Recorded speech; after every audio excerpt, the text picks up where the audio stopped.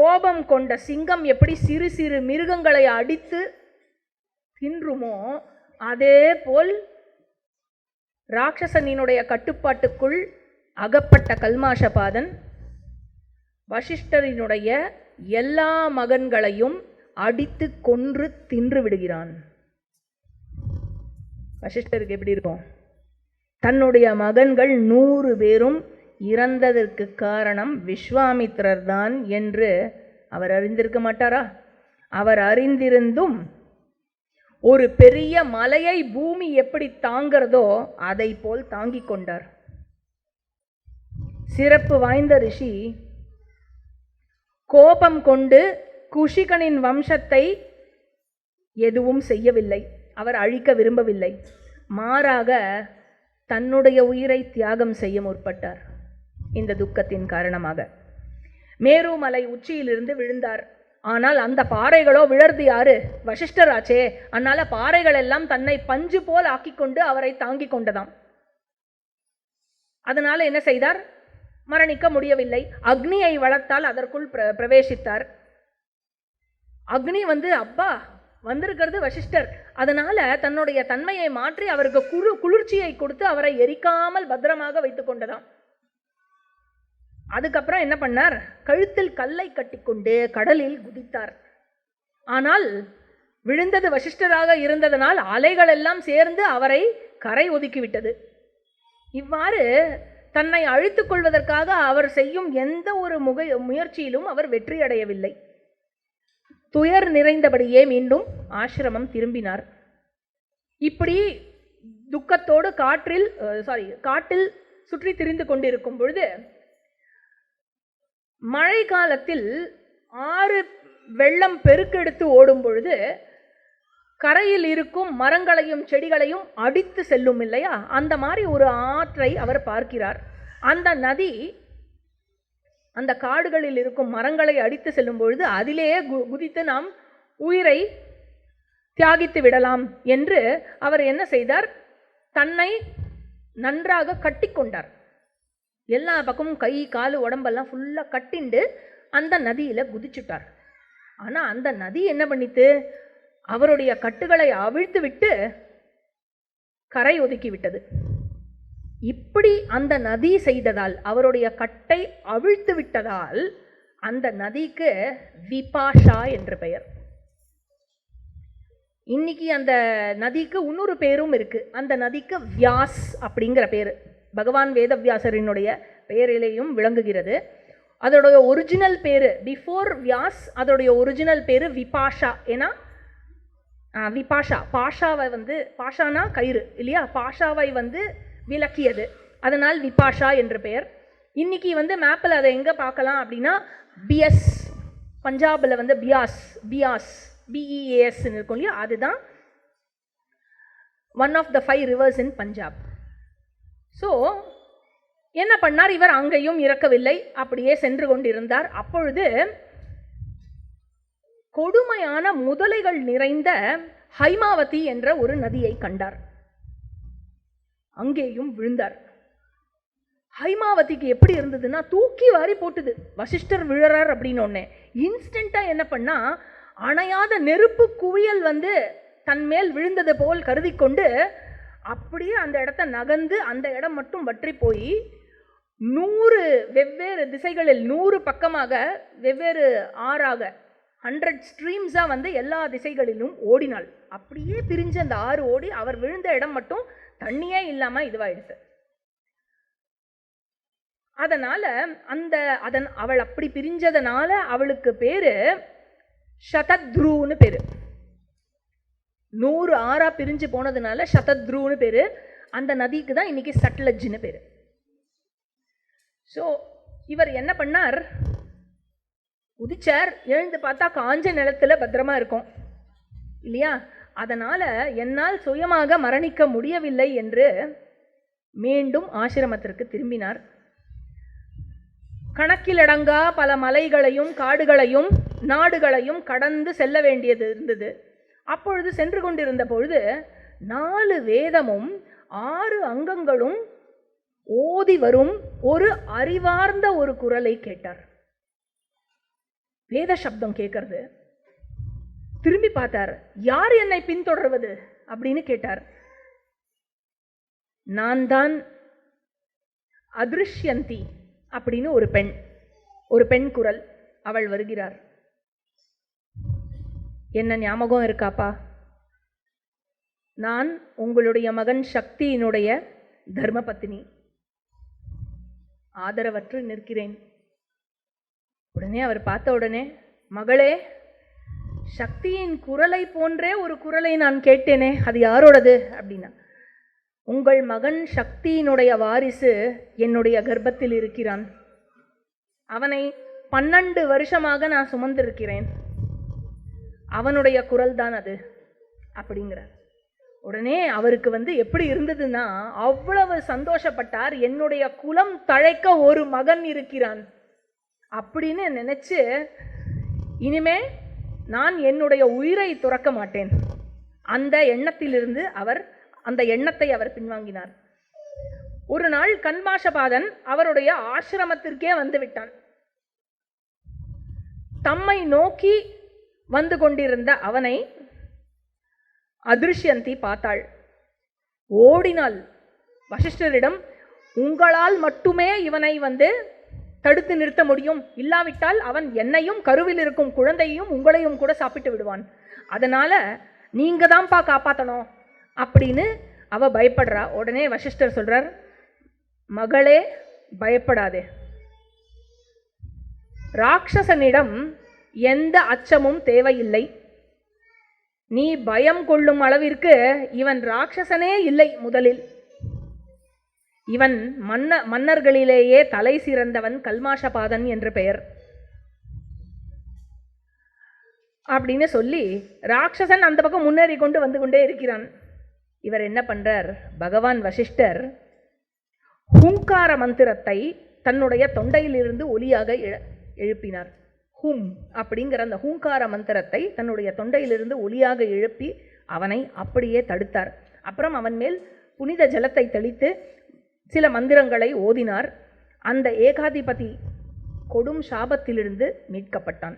12 வருஷம் கழிச்சு அந்த ராட்சசனாக இருந்த சாபத்திலிருந்து அவன் மீட்கப்பட்டான்.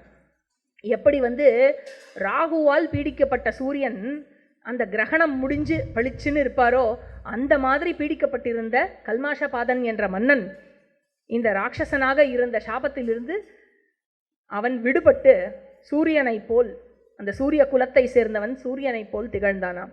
கல்மாஷபாதன் உடனே கை கூப்பி, குருவே, நான் உங்களுடைய சீடன் கல்மாஷபாதன் அப்படின்னு ஒன்னே, ஹே பகவான் அப்படின்னு அவரை நமஸ்காரம் பண்ணார்.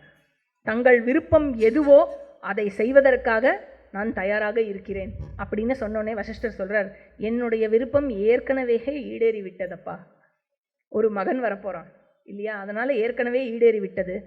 நீ உன்னுடைய நாட்டிற்கு சென்று நல்லபடியாக ஆட்சி செய், பிராமணர்களை அவமதிக்காதே.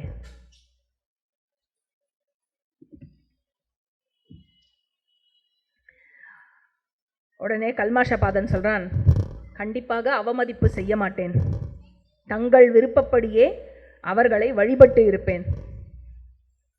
இக்ஷ்வாகு குலம் தழைக்க அழகும் சாதனையும் கொண்ட ஒரு மகனை நீங்கள் எனக்காக அருள வேண்டும் அப்படின்னு கல்மாஷபாதன் வசிஷ்டர்கிட்ட கேட்கிறான். ததாஸ்து அப்படிங்கிறார்.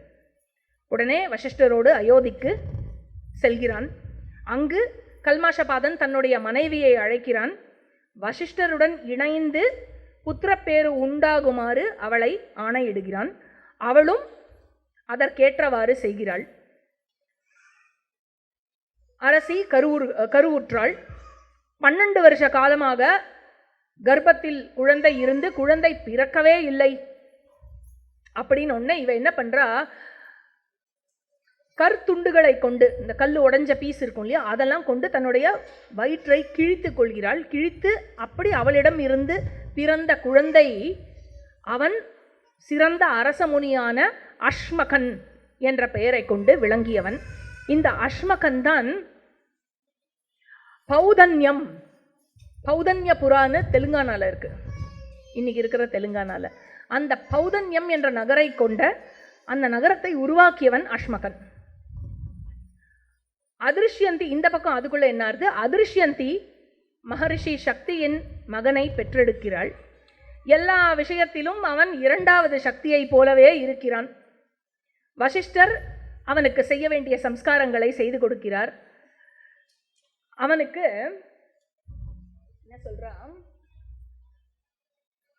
பராசுஸ்ஸயதஸ்தேன வசிஷ்டஸ்தாபயிதோ முனிஹி கர்ப்பஸ்தேன ததோ லோகே பராசர இதி ஸ்மிருதஹ.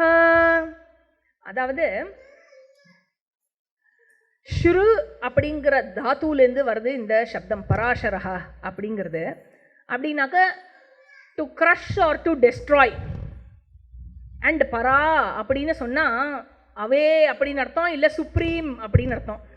அதாவது என்ன இங்கே அர்த்தம் வருது அப்படின்னாக்க, he crushed away his grandfather's desire to die, to end his life.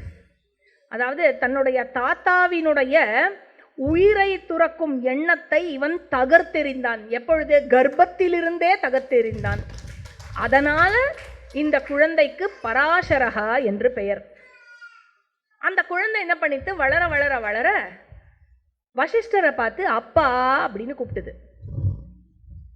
அது கூப்பிட்டதை கேட்ட உடனே அதிருஷ்யந்தி இருக்கா இல்லையா, அதிருஷ்யந்திக்கு கண்ணெல்லாம் ஜலம். உடனே கண்ணா, அவர் உன்னோட தாத்தா, அவர் அப்பான்னு கூப்பிடக்கூடாது. உன்னோட அப்பாவை ஒரு ராட்சசன் சாப்பிட்டுட்டான். இங்கே உன் முன்னாடி இருக்கார் இல்லையா, அவர் உன்னோட தாத்தா அப்படின்னு கண்ணெல்லாம் தொடச்சுட்டே சொல்கிறான். இதை கேட்டோடனே அந்த குழந்தை பெரும் துக்கத்தில் ஆழ்ந்து போனான்.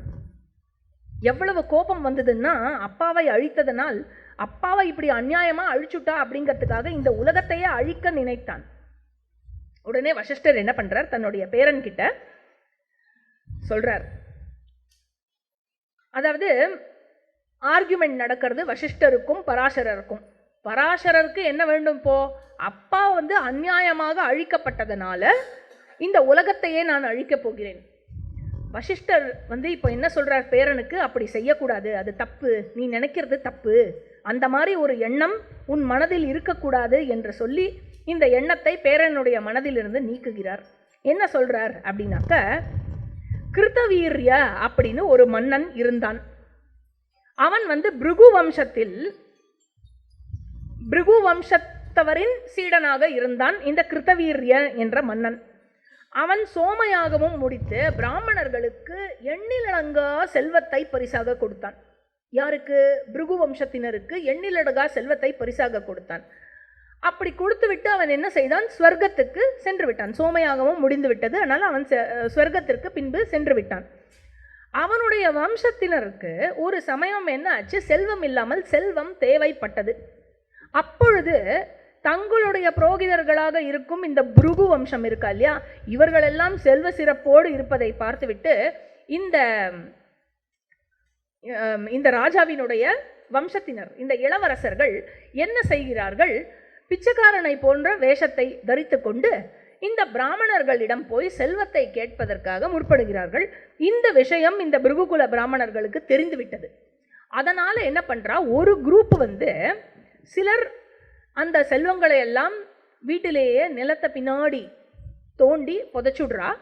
இன்னும் சில பேர் என்ன பண்றா, வேற ஒரு பிராமணருக்கு, வேற ஒரு குலத்தில் இருக்கிற பிராமணர்கிட்ட கொடுத்து வச்சுடுறா. இவ கேட்கறச்சே செல்வம் இருக்கக்கூடாது நம்மக்கிட்ட இருந்து, இல்லாட்டா இவ எடுத்துன்னு போயிட போறா, இவ தான் வந்திருக்கா, ராஜா தான் வந்திருக்கா, அந்த இளவரசர்கள் தான் வந்திருக்கான்னு. என்ன எடுத்து இவர்கள் இப்படி செய்த போதும் இந்த க்ஷத்ரியர்கள் சில பிருகு வம்ச பிராமணர்களின் வீட்டிலிருந்து நிலத்திலிருந்து தோண்டி எடுக்க செல்வமா நிறைந்து கிடைத்தது, செல்வ புதையலா கிடைத்தது. அதனால பிருகு குலத்தவர்கள் இப்படி வஞ்சனையாக நடந்து கொண்டதால் இந்த க்ஷத்ரியர்கள் பிருகு குலத்தவர்கள் மீது கோபம் கொண்டார்கள். கோபம் கொண்டு பிருகு குலத்தவர்களை அவமதிக்க தொடங்கினார்கள். அதோடு சேர்ந்து கூர்மையான கணைகளை ஏவி பிருகுகுல பிராமணர்களை அழிக்கவும் தொடங்கினார்கள். பிராமணர்களையும் அழிக்க தொடங்கினார்கள், கர்ப்பத்தில் இருக்கும் சிசுகளையும் அழிக்க தொடங்கினார்கள்.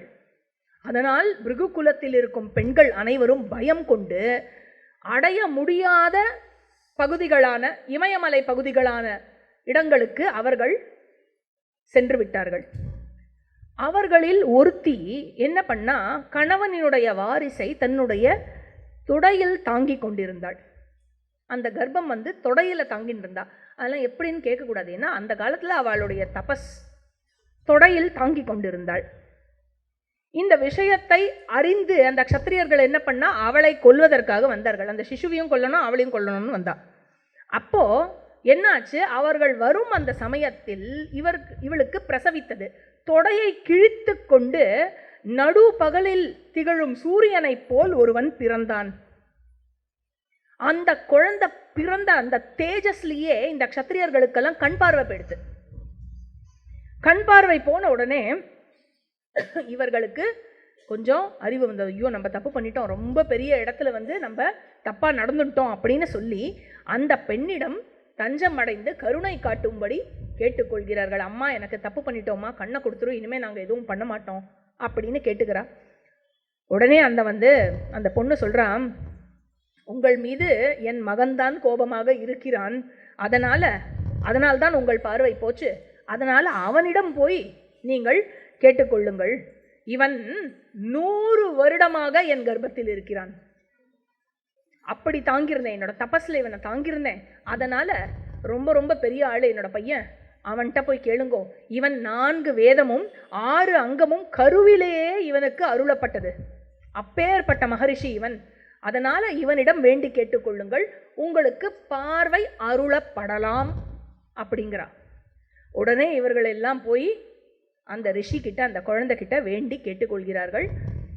அந்த பிராமண முனிவர்களிலேயே சிறந்தவனான அவன், அந்த குழந்தை தன்னுடைய தாயினுடைய தொடையை கிழித்து கொண்டு பிறந்ததனால், ஊரூலிருந்து கிழித்து கொண்டு பிறந்ததனால் அவனுக்கு ஔர்வ என்ற பெயர் இருந்தது. ஔர்வர் என்று அழைக்கப்பட்டார். அவர் இவர்களெல்லாம் கெஞ்சி கேட்டுக்கொண்டதால் அவுட் ஆஃப் கம்பேஷன் பார்வையை திருப்பி கொடுத்தார். அவர்களும் சென்று விட்டார்கள். ஆனால் ஔர்வருக்கு கோபம் இருந்தது. மொத்த குலத்தையே ஜீனோசைடு பண்ணியிருக்கா இல்லையா? அதனால் ஔர்வர் என்ன பண்ணார், இவ்வுலகத்தையே வெல்வதற்காக முடிவு செய்தார். தன்னுடைய மூதாதையருக்கு அர்ப்பணிக்க இந்த முழு உலகத்தையும் அழித்து அர்ப்பணிக்க வேண்டும் என்று கடும் தவம் புரிய ஆரம்பித்தார் ஔர்வர். அவர் அப்படி தவம் புரிய ஆரம்பிச்ச உடனே இந்த பித்ருக்கள்லாம் என்ன பண்ணா, ஓ மகனே, உன்னுடைய தவம் ரொம்ப கடுமையாக இருக்கிறது, அதனால முழு உலகினுடைய நன்மைக்காக உன்னுடைய கோபத்தை நீ கட்டுப்படுத்தி கொள்ள வேண்டும், இவ்வளவு கோவப்படக்கூடாதப்பா நீ அப்படின்னு சொல்றா. உண்மையை சொன்னா கண்ணா, நாங்கள் எங்களுக்கு நிர்ணயிக்கப்பட்டிருந்த நீண்ட வாழ்க்கையில் நாங்கள் சலித்து போய் களைத்து போய் விட்டோம். அதனால் க்ஷத்திரியர்களை கருவாக பயன்படுத்தி கொண்டு எங்களுடைய அழிவை நாங்களே விரும்பிதான் தேடிக்கொண்டோம். அதனால் நாங்கள் இப்பொழுது தேவலோகத்தில் இருக்கிறோம். எங்களுக்கு தேவலோகத்தில் இருக்க விருப்பம் உண்டானதுனால் அந்த செல்வங்களை வைத்து நாங்கள் என்ன செய்ய போகிறோம் இல்லையா? அதனால் நாங்கள் எங்களையெல்லாம் அழிச்சுக்கல. இங்கே நீலகண்ட சதுர்தரா என்ன சொல்கிறார், அதாவது அவ தன்னைத்தானே செல்ஃப் டிஸ்ட்ராய் பண்ணிக்கல. It was not a suicide. முழுவதுமாக வாழ்க்கையை வாழ்ந்து நிறைவாகிவிட்டது, இனி போதும் என்று அவர்களே என்ன செய்தார்கள், எல்லோருமே தவத்தில் சிறந்த பிராமணர்கள். அதனால் அவர் என்ன செய்தார், ஒரு நாடகம் போல அதை பிளே பண்ணான்.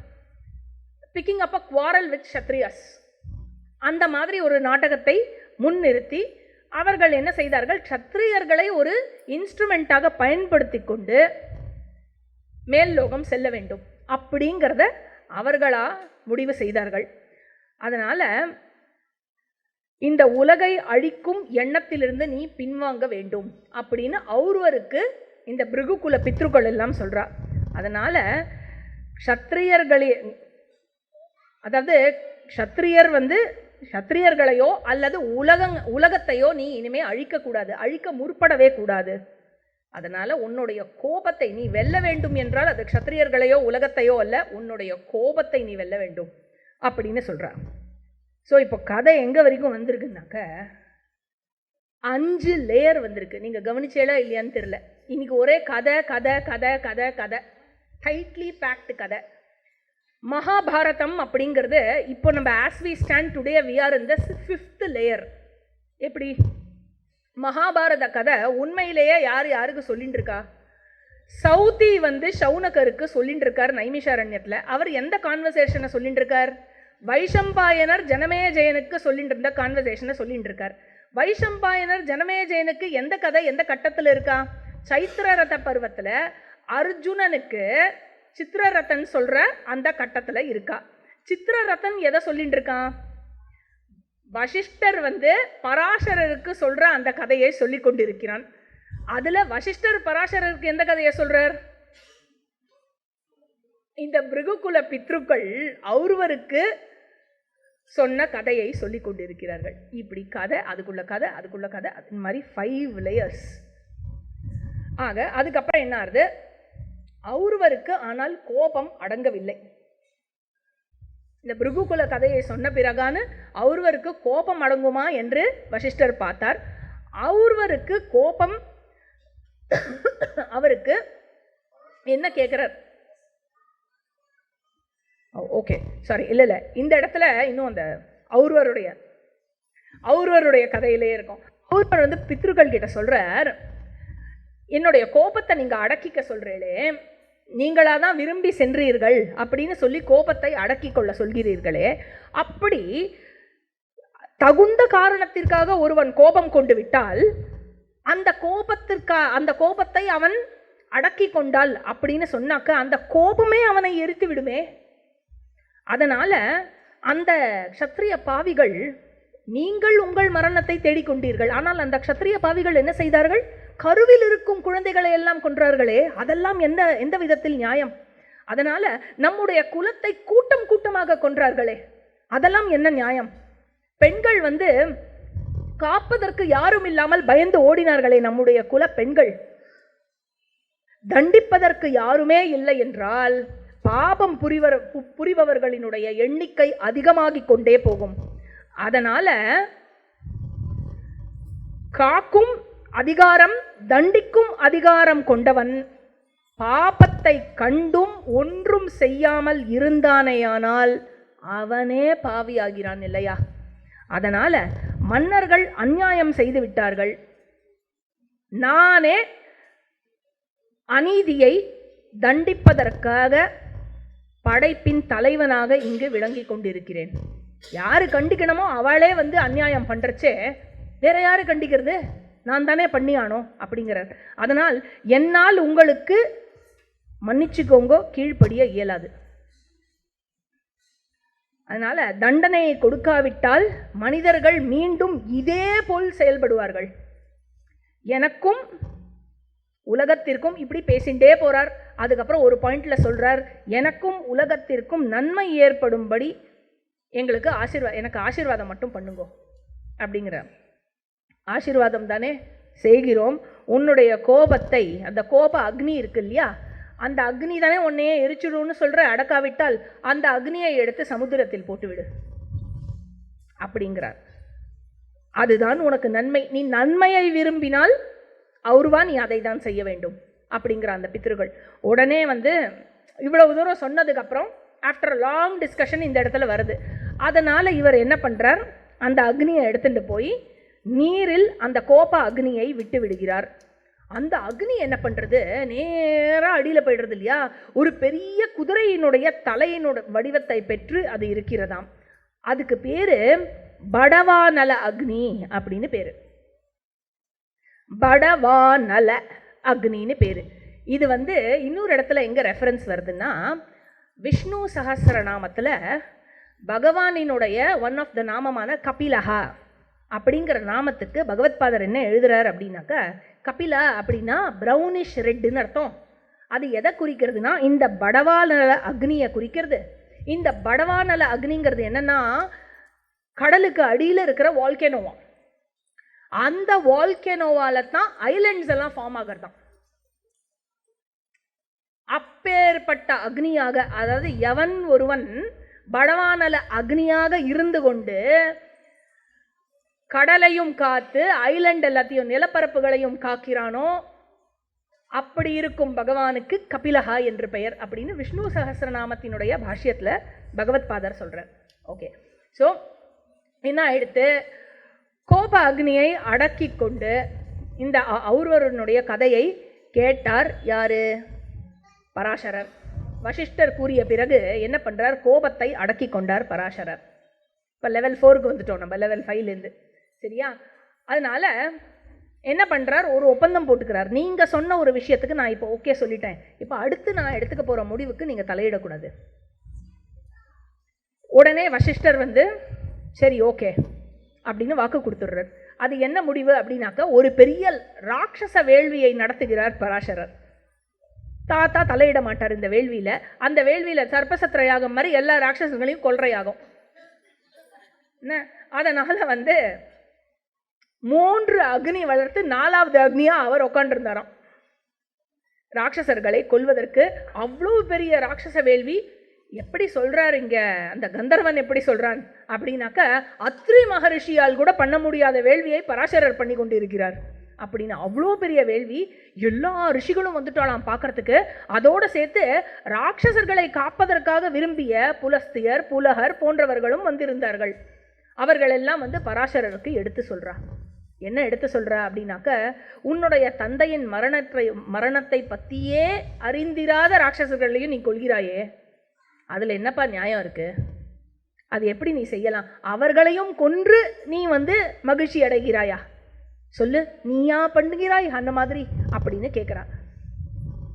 அப்புறம் சொல்கிறா, குழந்தாய், தவத்திற்கு அர்ப்பணிக்கும் பிராமணனின் தொழில் இது வல்லவே. நீ என்ன வேலை பண்ணின்னு இருக்க? இதுவா உன்னுடைய தர்மம் அப்படின்னு கேட்குறா. அதனால சாந்தியே உன்னுடைய உயர்ந்த தர்மமாகும் அப்படின்னு சொல்றா. அதனால இப்படி உயர்ந்தவனாக இருந்து உயர்ந்த குலத்தில் பிறந்து நீ இப்படி ஒரு காரியத்தை எப்படி அப்பா செய்கிறாய்? நீ செய்யக்கூடாதே இந்த மாதிரி ஒரு காரியத்தை. அதனால இப்படி நடந்து கொள்வது உனக்கு தகாது அப்படின்னு சொல்றா. உன்னுடைய தந்தை தான் முன்பு பெற்ற சாபத்தின் காரணமாகவே இவ்வாறு இறந்தார். சக்தியை போன்ற ஒரு ரிஷியை ஒரு ராட்சசனால் விழுங்க முடியும் என்று நீ நினைக்கிறாயா? அவருடைய தபோபலம் எவ்வளவு பெருசு தெரியுமா? இருந்தாலும் அவருடைய முன்வினையால் தான் இந்த மரணம், அதுவும் அவரே சாபம் கொடுத்து வரவழைத்து கொண்டார், ராட்சசனாக மாறுவாய் என்று. அண்ட் விஸ்வாமித்திரரும் இந்த காரியத்தில் ஒரு கருவியாகத்தான் இருக்கிறார். அவர் மீதும் நீ முழுதாக குற்றம் செலுத்திவிட முடியாது. சக்தி, கல்மாஷபாதன் இருவருமே வானுலகை எழுதிவிட்டார்கள். 2 பேருமே ஆக்சுவலி அங்கே மகிழ்ச்சியாக இருக்கா. நாங்கள் அவளெல்லாம் பார்த்துட்டு தான் வரோம். நீ என்னன்னா இங்கே இன்னும் ராட்சசனை கொண்டு இருக்க. அவள் 2 பேரும் ஜாலியாக இருக்கா அங்கே. அதனால் குழந்தாய், அப்பாவி ராட்சசர்களுக்கு வேள்வியால் மரணம் உண்டாக்கிய நீயும் இந்த வேள்வியை நிறுத்த வேண்டும். நீயும் கருவியாக தான் செயல்பட்டு இருக்கிறாய் இந்த விஷயத்தில் புரிஞ்சுண்டு இந்த வேள்வியை உடனே கைவிடுவாய் அப்படின்னு சொல்லி, இந்த வேள்வி ஒரு முடிவுக்கு வரட்டும் புரிஞ்சுக்கோ அப்படின்னு சொல்லி பராசரரும் அதை ஏற்றுக்கொண்டு வேள்வியை கைவிட்டார். அதனால வேள்வி அங்கேயே முடிந்து போனது. உடனே அர்ஜுனன் கேட்குறான், லெவல் 3 அர்ஜுனன் கேட்குறான், கல்மாஷபாதனின் மனைவியுடன் வசிஷ்டர் இணைந்தார் என்று சொன்னீர்களே, ஏன் வசிஷ்டர் கல்மாஷபாதனின் மனைவியுடன் இணைந்தார்? உடனே கந்தர்வராஜன் சொல்கிறான், ராட்சசனாக அவன் இருந்த பொழுது அவன் என்ன செய்து விட்டான்? கல்மாஷபாதன் வசிஷ்டர்கிட்ட போய் ராட்சசன்லேருந்து மீண்டதுக்கு அப்புறம் தண்ணி தெளித்து சாபத்திலேருந்து மீண்டு எழுந்துடுறான் இல்லையா? அப்போ என்ன சொல்கிறான், நீங்கள் அயோத்திக்கு எனக்கு ஒரு புத்திர பேரு அருள வேண்டும்னு சொல்கிறான். அயோத்திக்கு போன உடனே கல்மாஷபாதன் தன்னுடைய மனைவியை இன்ஸ்ட்ரக்ட் பண்ணுறான் இல்லையா, வசிஷ்டருடன் இணைந்து புத்திர பேரு பெற வேண்டும் அப்படின்னு. அர்ஜுனன் அதை நோட் பண்ணி வச்சுட்டுருக்கான் கொஸ்டின் கேட்குறதுக்கு, ஏன் அப்படி வசிஷ்டர் செய்தார் அப்படின்னு. உடனே கந்தர்வன் சொல்கிறான், கல்மாஷபாதன் ராட்சசனாக இருந்த பொழுது என்ன ஆச்சு, மனுஷாலெல்லாம் கொண்டு சாப்பிட்டுட்டு இருந்தான் இல்லையா?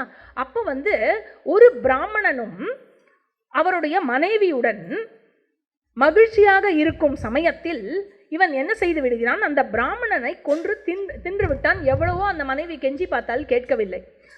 அவள் சாபம் கொடுக்கிறாள், இவர் என்னுடன் இணைந்திருக்கும் பொழுது நீ இப்படி செய்ததால் நீ உன்னுடைய மனைவியுடன் இணைந்தாயேயானால் பாண்டு சாபம் மாதிரி நீ இறந்து விடுவாய் அப்படின்னு சாபம் கொடுத்துடுறாவோ. அதனால அது மட்டும் இல்லை, உனக்கு நீ யாருடைய மகனை சாப்பிட்டாயோ தின்றாயோ அவர் மூலமாகத்தான் உன் மனைவி புத்திரபாகியம் பெறுவாள் அப்படின்னு சொல்லிடுறா.